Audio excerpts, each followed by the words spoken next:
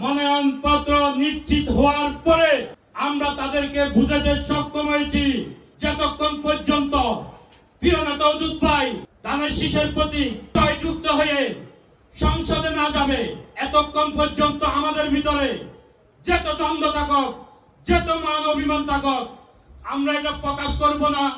আমরা প্রকাশ না করে কাঁধে কাঁধ মিলিয়ে, সুরে সুর মিলিয়ে, যারা বিএনপির সাথে, যারা যুবদলের হাতকে শক্তিশালী করে পাঁচজন উপজেলা বিএনপির সাথে একাকার হয়ে মাঠে ময়দানে গ্রামে গঞ্জে ধানের শীষের প্রতীক দিয়ে ধানের শীষের প্রার্থীর জন্য আরেকটি যুদ্ধের মতো আমরা ঘোষণা করব।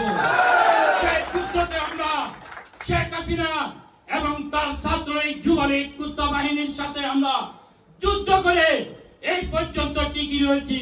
আরেকটি যুদ্ধ আমাদের সামনে অপেক্ষা করতেছে।